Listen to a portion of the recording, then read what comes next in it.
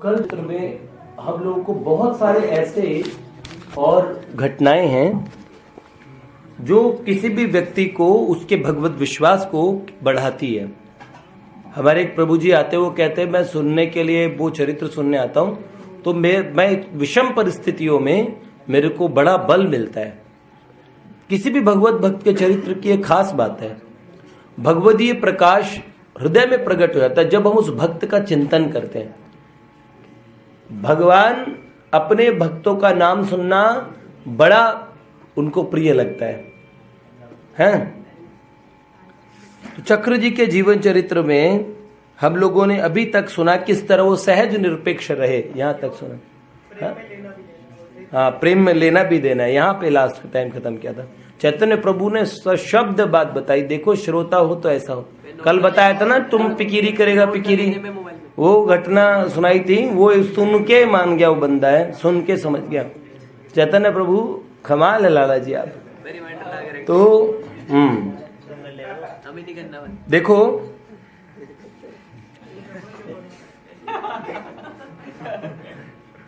एक पंडित जी थे गोपेश प्रभु, भगवत चर्चा करते थे, बड़ी रुचि थी भगवत चर्चा में, जैसे आपकी विशेष रुचि है। और उनको बार बार वो पंडित जी रामदत्त जी वैद्य उनका नाम था, और वो वेदांती महात्मा अच्युत मुनि जी के शिष्य थे। अब वो चक्र जी के साथ एक दिन घूमते घूमते रास्ते में बात करने लगे। पंडित जी प्रणाम करने लगे चक्र जी को, तो चक्र जी ने कहा देखो आप ब्राह्मण हैं, मैं क्षत्रिय हूं, तो आप मेरी देह को प्रणाम करें, अच्छी बात नहीं है, ब्राह्मणों को हमें प्रणाम करना चाहिए। तो उन्होंने कहा नहीं देखिए, ज्ञान से बड़ा होता है, ऐसे कोई छोटा बड़ा नहीं होता। उन्होंने ठीक है। अब रास्ते में बात करते हुए भगवान शिव के मंदिर में आए, तो इतने विद्वान पंडित जी, उन्होंने कहा आपसे एक प्रश्न पूछना है मुझे, ये कि मैं निर्विशेष ब्रह्म पे अपनी चित्त वृत्ति को रखना चाहता हूं, लेकिन बीच में कजरारी तेरी इन अखियन में क्या भरा हुआ कुछ टोना है, तेरा तो हसन औरों का मरण, बस जान हाथ से धोना। फिर क्या? सच्ची बात है। तो भैया आप हंसते हो, हम मर जाते हैं। तो इतने खूबसूरत हो ये सुंदर सांवरिया के दो शर्मीले नैन, ओहो श्याम सुंदर बार बार दिखने लगता है हमारा मन। तब ऐसा क्यों होता है? चक्र जी ने कहा देखिए आप तो जानते हैं तत्व निर्गुण और सगुण दोनों एक ही है। बोला हाँ। तो उन्होंने बोला भगवान को आत्मा रामश्च मुनियो निर्ग्रंथा प्युरुक्रमे कुर्वन्ति अहेतु किम भक्तिम इत्थम भूत गुणो हरि। भगवान के यही तो गुण है जो अमलात्मा परमहंस है, जिनका अंतरात्मा विशुद्ध चित्त है, भगवान को वो भा जाते हैं। क्या करें, नंद नंदन को आपके हृदय का सिंहासन भा गया है। निर्गुण का मार्ग बड़ा कठिन है, निर्विशेष निर्गुण का, क्योंकि निर्गुण रंगी चादरिया रे कोई ओढ़े संत सुजान। इस निर्गुण की जो चादरिया है ना, सगुण आदमी भगवान का भजन करना सब समझ जाएंगे, निराकार और ब्रह्म की बात करेंगे हर कोई समझ नहीं पाएगा। क्यों? ओढ़ कई भय बैरागी, भय कई मस्तान, निर्गुण रंगी चादरिया रे कोई ओढ़े संत सुजान। कोई कोई बिरला जतन से पाए, ये चुनरी पिय के मन भाए। है? सही बात है। कोई कोई बिरला जतन से पाए, ये चुनरी पिय के मन भाए।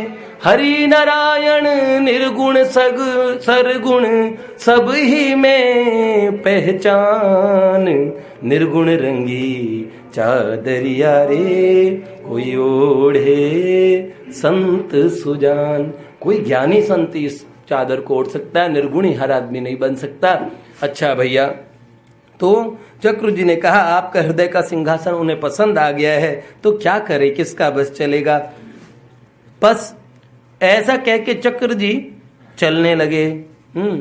उन पंडित जी को अपने आप को संभाल भी नहीं पाए, इतनी बात से उन्हें इतना भक्ति का आवेश उठा, अपने हृदय के सिंहासन पे साक्षात हृदय बिहारी जी के प्रति ऐसे भाव प्रकट हुए और उनका फिर पूरा जीवन आनंद का आनंद में और भगवान की भक्ति करते हुए बीत गया।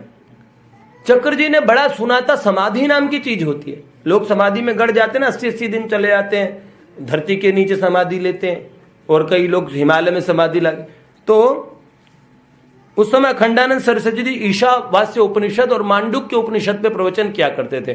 चक्र जी पेंसिल और डायरी वगैरह लेके नोट किया करते थे, नोट्स बना के फिर लिखने के कुछ टॉपिक देते थे उनके प्रवचनों पे, हैं।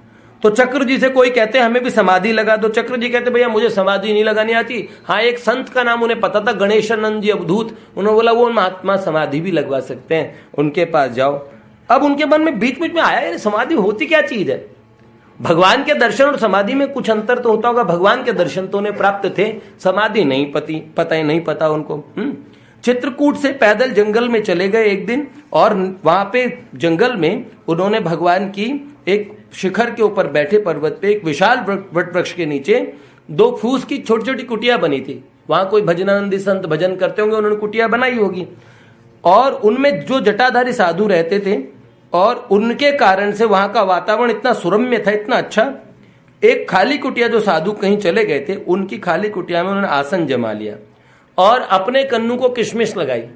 अब ठाकुर जी का चित्र रखते थे, उसने कहने लगे कन्नू रे तेरी समाधि की बड़ी महिमा सुनी है लाला, और बड़ी पढ़ी है, होती कैसी है एक बार दिखा देना यार, समाधि क्या होती है। आग्रह करके बैठे। और दूसरे दिन, उस दिन कुछ नहीं हुआ, दूसरे दिन नित्य पूजा के पश्चात ठाकुर जी अपनी मन मर्जी करते हैं, कहते ही मान जाए यानी वो है ना, थोड़ा इंतजार का मजा लीजिए, ये बात है। तो उन्होंने क्या किया, दूसरे दिन नित्य की पूजा के बाद अपने छोटे भैया को प्यार से देखने लगे, उनके चित्र को बड़े लाड प्यार से देख रहे थे।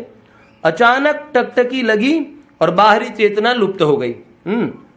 कौन जाने, नेत्र में इतना आनंद अतिरेक भर गया, इतना मजा, इतना आनंद आने लगा, इतनी लज्जत अंदर पैदा हुई है, और अंदर कोई ऐसे आनंद तत्व के अंदर डूब गए। ओहो, अपार संवित सुख सागरे अस्मिन् लीन प्रब्रह्मणि यस्य चेतः। अपार संवित सुख सागर, सुख का अनंत सागर हिलोरे मार रहा था, उसमें ऐसा डूब गए, ऐसा डूबे हैं कि ज्ञान की 7 भूमिकाओं को पार कर गए, निर्विशेष ब्रह्म में स्थित हो गए। पहर समय दिन रात कब चले गए पता नहीं, आनंद ही आनंद, मौज ही मौज, उससे बाहर निकलना नहीं चाहते थे। और जब धीरे धीरे ज्ञान हुआ तो उठने की कोशिश की। जब समाधि से उठे तो उन्होंने क्या किया, उन्होंने प्रयास किया, पैरों की पालथी खोलने की कोशिश करने लगे, पैर एकदम जकड़ गए। हाथों से थोड़ी मालिश करते रहे और ऐसे लगा पैर है ही नहीं, पर अंदर में इतना आनंद, पैर दुख रहे थे, पैर खुल नहीं रहे थे उस समय तो बहुत आनंद। मंत्र मुग्ध से अपने भैया को दुलारने लगे। चित्र सामने रखा है ठाकुर जी का, अब चलना चाहिए। और उतरने लगे वहां से, सीता रसोई हनुमान धारा हम जो गए थे ना, वहां दर्शन करते हुए चित्रकूट लौटे। जब शारदा प्रसाद जी के बाद पास आए तो उन्होंने कहा 5 दिन तक आप कहां थे। उन्हें ये लगा कि 2-3 घंटे 4 घंटे मुझे बीते हैं, 5 घंटे बीते तभी मेरे को इतना दर्द हो रहा है पैरों में, इतने पैर जकड़ गए। तो उनका 5 दिन बाद आप लौटे, कहां चले गए।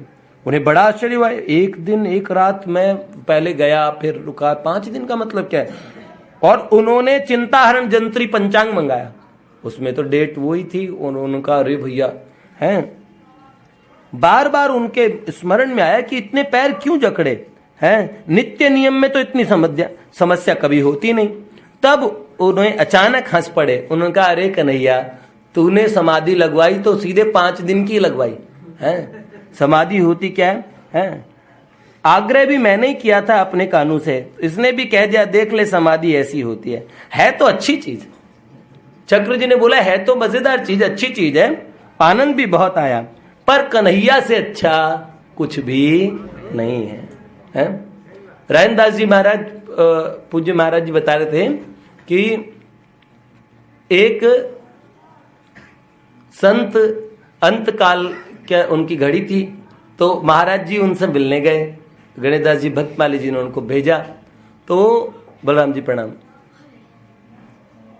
कहाँ गए पता है?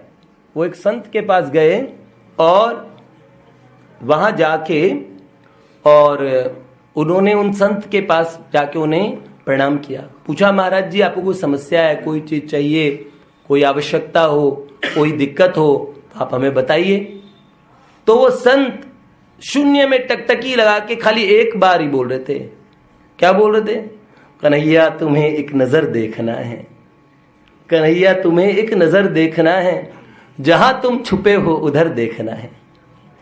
दोबारा उन्होंने पूछा महाराज जी, तो महाराज जी ने दोबारा ही बोला कन्हैया तुम्हें एक नजर देखना है, जिधर तुम छुपे हो उधर देखना है। तो उन्होंने बोला महाराज जी आपने तो कन्हैया को कई बार देखा है। तो उन्होंने बोला कई बार देखने से भी जी कहां भरता है, उसे तो फिर एक बार और देख लिया जाए, फिर बार बार बार बार हर समय हर घड़ी उनको निहारते रहें। घड़ी घड़ी श्याम हेरी हेरी हंसी बो, हर घड़ी एहो विधना तोते अचरा पसार मांगू, जन्म जन्म दीजे एही ब्रज बसी बो। इस ब्रज में बार बार जन्म देना हमें नहीं चाहिए। मुक्ति मुक्ति कौन सी? अहीर की जाति। और हमें वेद मत वो ब्राह्मण और वो सब राजा और रजपूत क्षत्रिय सब मत बनाना, हमें तो बनाना ग्वालिया। अहीर की जाति समीप नंद घर, और नंद के घर के पड़ोस में ही देना, वो नंद की पौरी जहाँ पे वो हम भाग के चले जाए। घरी घरी शाम हेरी हेरी हंसी बो। ये तो सही बात है। तो भगवान से क्या चाहता है? भक्त तो चाहेगा नहीं कि कभी मुक्ति हो। महाराज जी बता रहे थे, मोटे गणेश जी वाले महाराज जी थे, और उनसे भी महाराज जी अंत समय में जब मिलने गए तो महाराज जी आपको कोई आवश्यकता, कोई समस्या? तो महाराज जी कह रहे भगवान की प्राप्ति की 3 बातें हैं, भगवान का होके और भगवान के लिए और भगवान का भजन करना, तीसरी कोई बात ही नहीं। तो उनका महाराज जी कोई आप बताइए, कोई आपको दिक्कत, कोई कष्ट है? महाराज जी ने कहा महाराज जी 3 बातें भगवान की प्राप्ति की, 3 ही बातें, भगवान का होके, भगवान के लिए और भगवान का ही भजन करना। तो उन्होंने बोला महाराज जी हम ये पूछ रहे हैं आपको कोई समस्या हो तो? उन्होंने बोला मैं वही तो कह रहा हूं, आप समझे नहीं, भगवान की प्राप्ति की 3 ही बातें, भगवान का होके। तब उन्हें समझ में आया कि महापुरुष अंत समय तक में भी अपनी एक स्थिति, भगवान का जन्म चित्त, अंत समय में स्वामी राम सुखदास जी महाराज इतनी भीषण पीड़ा में भी बोलते रहे हैं, अंत काल तक भी केवल भगवान के हैं, हम भगवान के हैं। भाई जी जैसे हमारे पूज्य बाबा हैं, इनका जीवन, इन लोगों को देखो, अद्भुत बात है।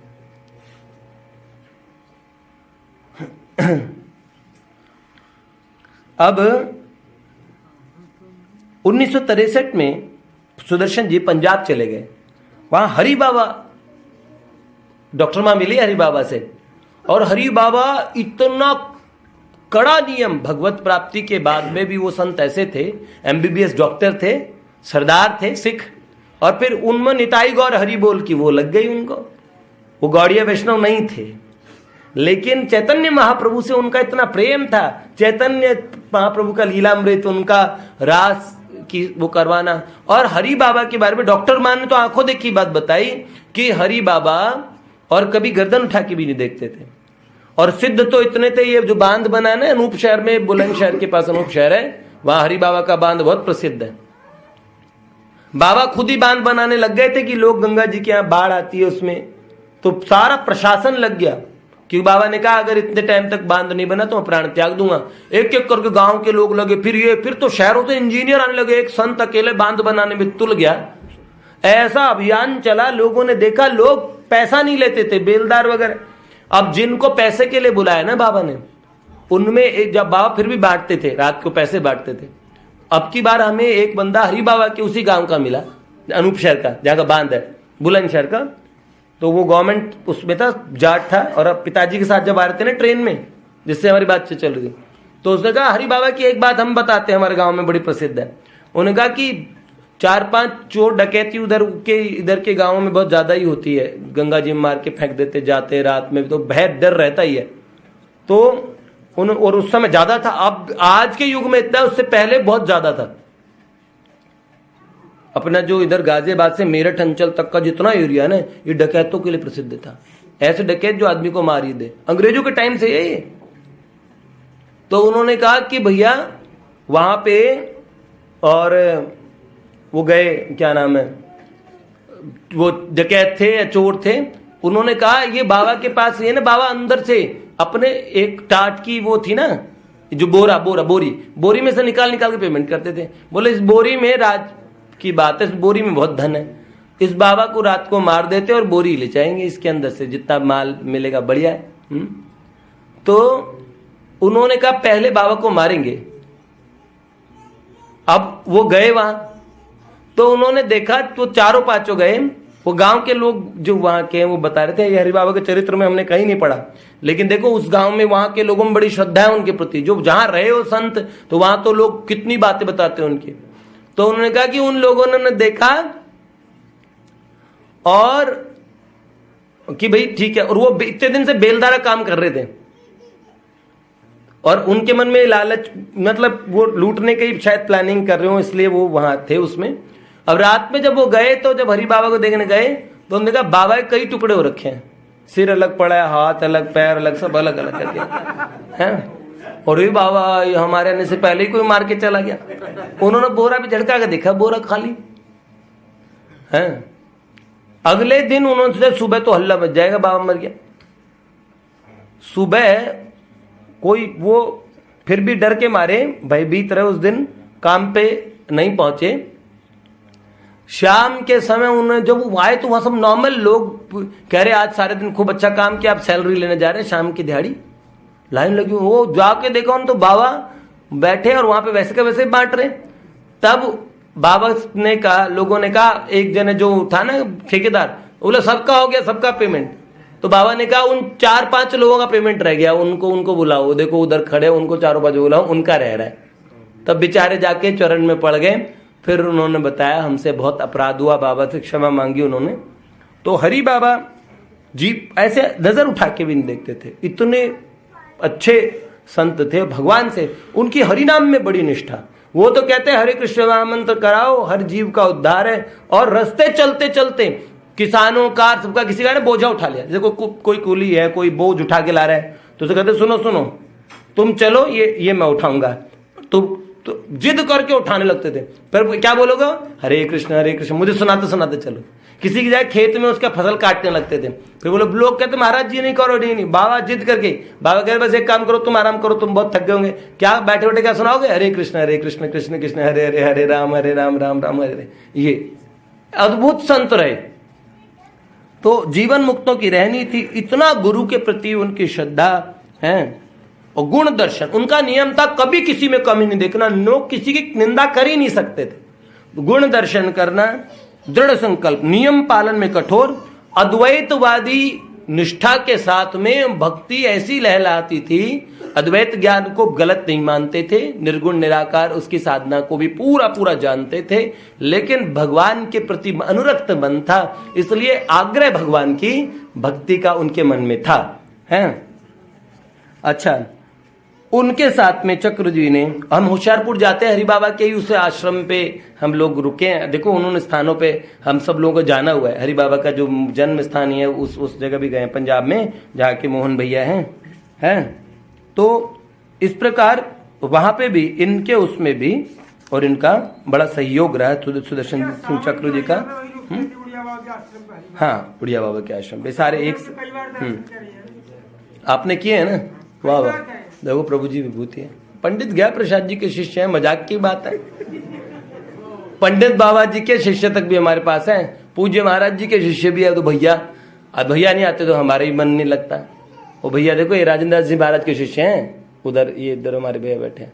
हाँ, और ये भैया हमारे गोरखनाथ जी गुरु जी के शिष्य हैं। बताओ, गुरु गोरखनाथ जी, जो भैया दूसरे वाले भैया हैं, देखो यहाँ, और यहाँ देखो माता जी, ये देखो नम्रा माता जी, ये सब अलग अलग हैं। ओहो, ये क्या नाम है, अंगद जी की धर्म पत्नी धन धन सदगुरु जी, ये भी आई है। देखो है, ये राधा स्वामी वाली माँ बैठी है। देखो क्या अद्भुत कॉम्बिनेशन, वाह वाह वाह, क्या संबंध है। हाँ, अच्छा, ओहो, ये बात तो बिल्कुल सही बताई। आज का देना विचार देना, आज का भाई जी का विचार देता है।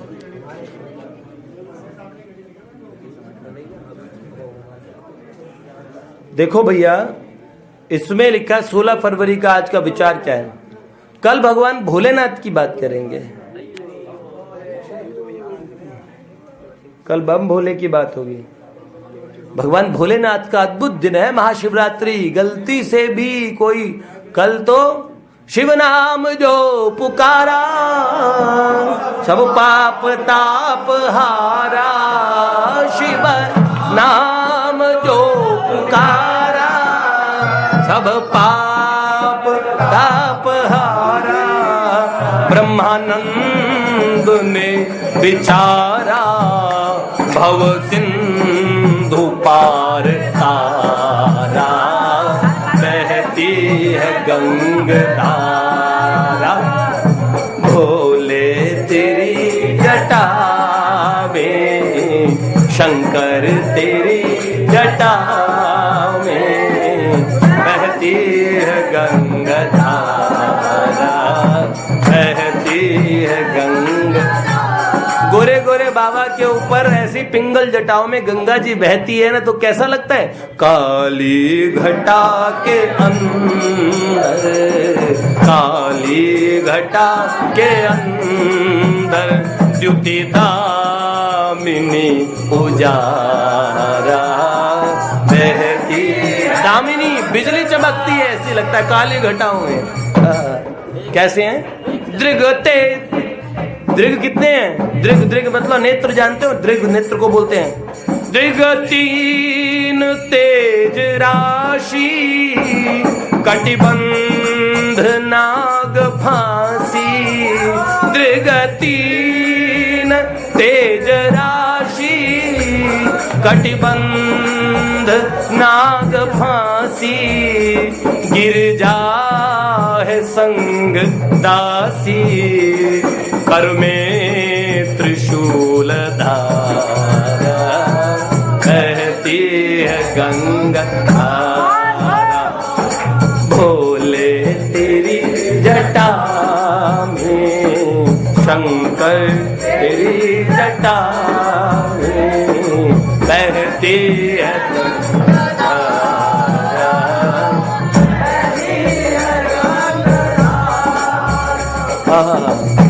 कितना सुंदर स्वरूप है बाबा का। मृग चर्म भस्म धारी, मृग चर्म पहनते हैं और बेल्ट क्या लगाते हैं, कटिबंध नाग फांसी। मृग चर्म, बाबा इतने गोरे हैं ठाकुर जी के सामने, तो क्या भगवान क्या बाबा क्या लगा लेते हैं, टेलकॉम पाउडर लगा लेते हैं, भस्म।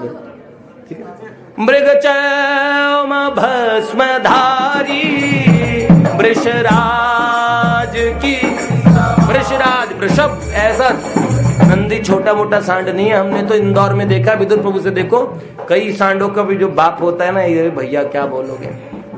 तो मैंने उस दिन सोचा नंदी कैसा होता होगा।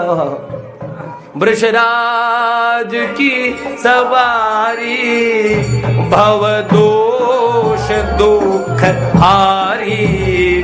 कैलाश में बिहारा, बहती है गंगा धारा। रे भोले तेरी जटा में, बाबा शंकर तेरी जटा गंगा धारा।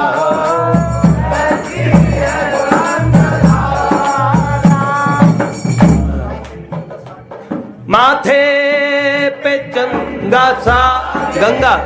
माथे पे गंगा साजे, शशि भाल में विराजे, डमरू निनाद राजे, सब विश्व के आधारा, बहती है गंगा। भोलेनाथ की जय। तो कल हमारे बाबा का दिन है, देखिए 16 नवंबर। शिव जी का कोई हैप्पी बर्थडे नहीं होता, सब भगवान की अष्टमियां हैं, पर विष्णु भगवान का कोई जन्मदिन नहीं सुना होगा, है। अवतार जो अवतंश होता है, अवतरण जब भगवान का पूर्ण स्वरूप में हो, चाहे आंशिक स्वरूप में हो, चाहे कला स्वरूप में हो, तो उसका एक दिन तय होता है।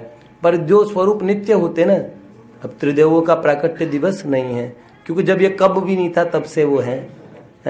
इसलिए कब की डेट बताऊं तो कैसे समझोगे, कैलकुलेशन भी तो होनी चाहिए।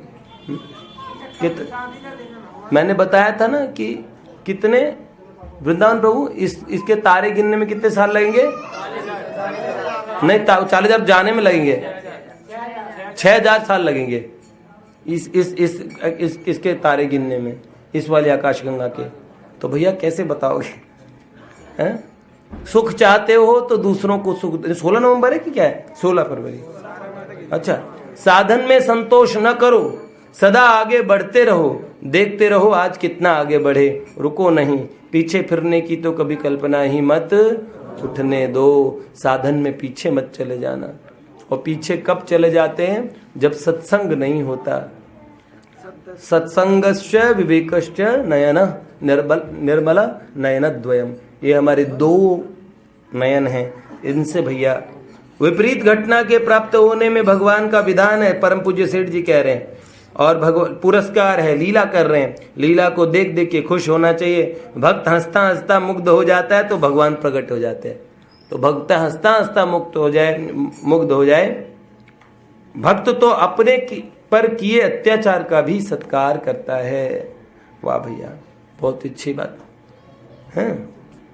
सेठ जी ने दूसरा स्वामी जी महाराज के प्रवचन से, गीता प्रेस मैंने अपनी रुचि से बनाया है और लोगों को लाभ होता है, परंतु मेरे को मालूम हो जाए कि भगवान इसको नहीं चाहते तो अपने हाथ से ईंट बिखेर दूं, टुकड़ा टुकड़ा कर दूं, मेरा तनिक भी मोह नहीं है। जो भगवान को नहीं भाए उसको हम किसी भी प्रकार स्वीकार नहीं कर सकते। ऐसा पूज्य सेठ जी का भाव है। भगवत्सव की जय। कल में हम लोगों को बहुत सारे ऐसे और घटनाएं हैं जो किसी भी व्यक्ति को उसके भगवत विश्वास को बढ़ाती है। हमारे एक प्रभु जी